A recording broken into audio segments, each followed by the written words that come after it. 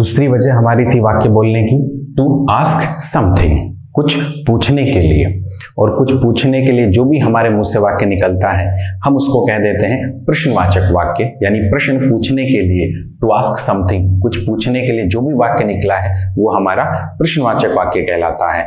English में जिसको कह देते हैं इंट्रोगेटिव सेंटेंस। तो टू आस्क समथिंग, कुछ पूछने के लिए,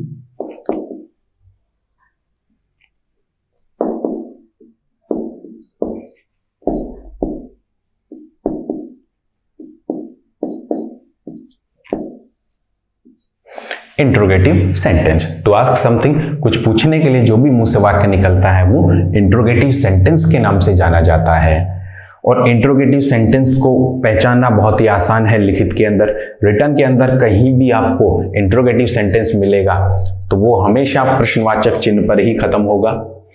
इंग्लिश के अंदर कोई भी वाक्य जब शुरू होता है तो उसके बाद वो खत्म कहाँ होता है, तो ये चिन्ह लगाना आवश्यक है। किसी भी वाक्य की समाप्ति के कुछ चिन्ह है कि नहीं है, कुल कितने चिन्ह हमारे पास जिसके आधार पे हम ये दर्शा सकते हैं कि वाक्य हमारा यहां खत्म होता है। केवल 3 ही चिन्ह हैं जिसके आधार पे या जिसका प्रयोग करके हम लोग किसी भी वाक्य की समाप्ति की घोषणा कर सकते हैं। कौन कौन से? या तो हम लोग क्या लगा देते हैं, फुल स्टॉप, जो कि वाक्य की समाप्ति की बात कहता है, या फिर क्या लगा देते हैं, एक्सक्लेमेशन मार्क, हिंदी में विस्मयादि बोधक चिन्ह, जो कि वाक्य के समाप्त होने की बात कहता है, या फिर हम क्या लगा देते हैं, प्रश्नवाचक चिन्ह। ये 3 ही चिन्ह हैं जिनका प्रयोग करके हम लोग किसी भी वाक्य की समाप्ति की बात कह सकते हैं। और प्रश्नवाचक वाक्य जो है, इंट्रोगेटिव सेंटेंस जो है, वो हमेशा कौन से चिन्ह पर खत्म होंगे? वो सिर्फ और सिर्फ आपके लिए प्रश्नवाचक चिन्ह पर ही खत्म होंगे। इंट्रोगेटिव सेंटेंस हमेशा प्रश्नवाचक चिन्ह पर ही खत्म होंगे। तो लिखित के अंदर तो जहां भी आपको प्रश्नवाचक चिन्ह दिख जाए, यानी कि वो कौन सा सेंटेंस है आपके लिए, इंट्रोगेटिव सेंटेंस के नाम से जाना जाता है।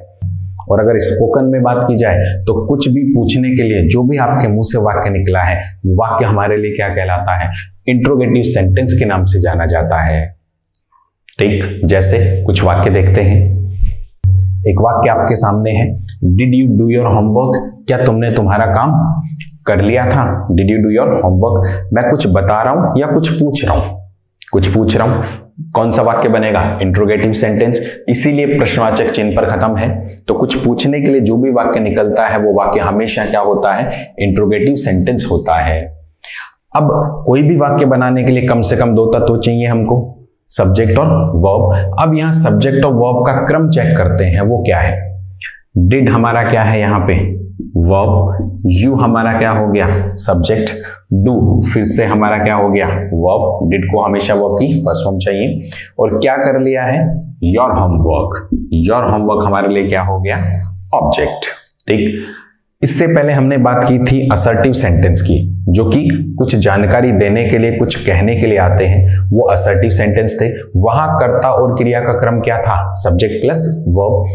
ये पूछने के लिए इस्तेमाल हो रहे हैं, इंट्रोगेटिव सेंटेंस। कुछ पूछने के लिए जो वाक्य इस्तेमाल हुआ है वो इंट्रोगेटिव सेंटेंस है। यहाँ कर्ता और क्रिया का क्रम परिवर्तित हो गया है। यहाँ सब्जेक्ट प्लस वर्ब ना होकर के क्या हो गया है, वर्ब प्लस सब्जेक्ट हो गया है। यानी कि यहाँ भी ये क्रम जो है वो वर्ब प्लस सब्जेक्ट के तौर पे निर्धारित कर दिया जाता है। और लास्ट में आपका प्रश्नवाचक चिन्ह। कोई भी सेंटेंस बनाने के लिए कम से कम कर्ता और क्रिया तो होंगे ही, और प्रश्नवाचक वाक्य के अंदर वो कर्ता और क्रिया वर्ब प्लस सब्जेक्ट के क्रम में होते हैं, और लास्ट में प्रश्नवाचक चिन्ह का प्रयोग करते हैं। एक और सेंटेंस है, हैव यू डन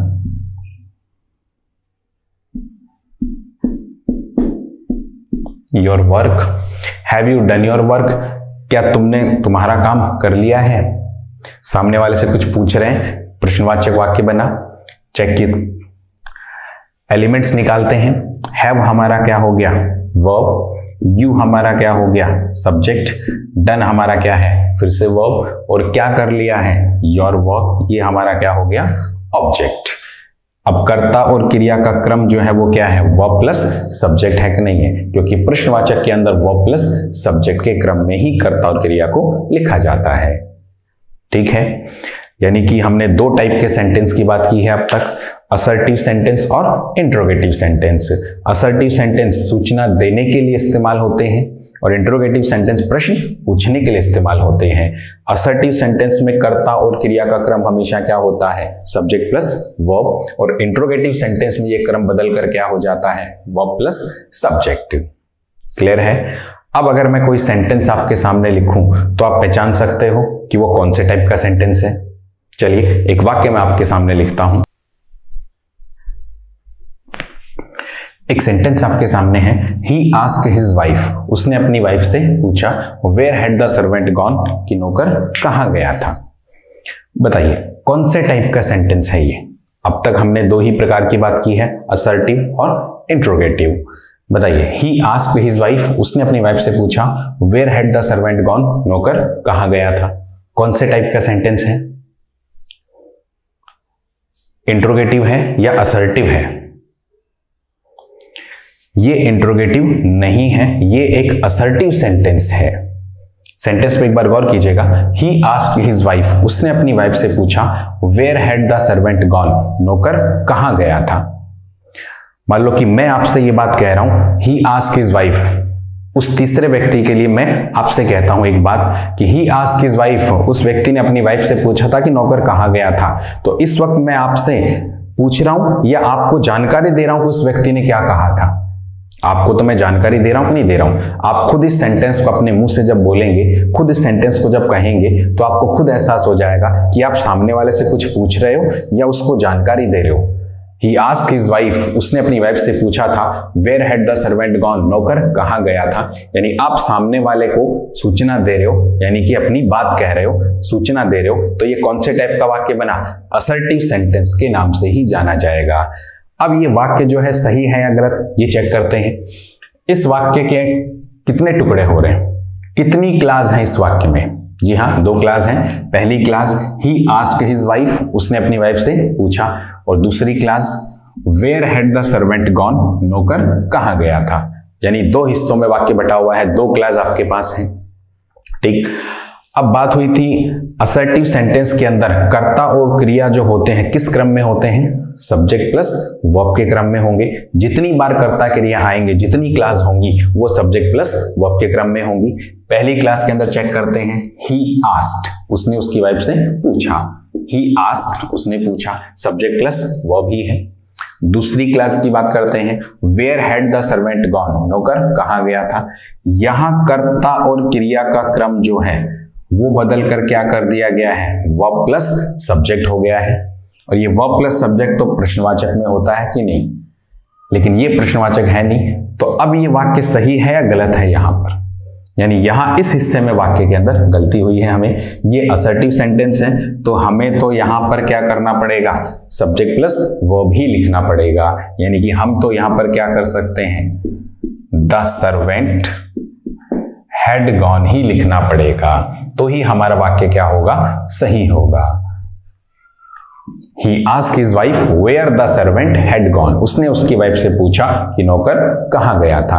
अब ये वाक्य आपके लिए सही है।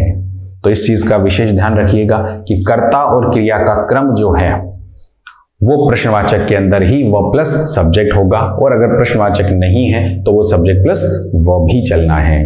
ठीक, दोनों चीजें क्लियर हैं।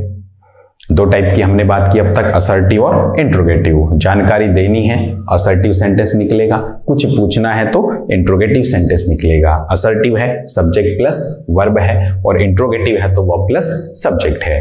चलिए अगले वाक्य की बात करते हैं।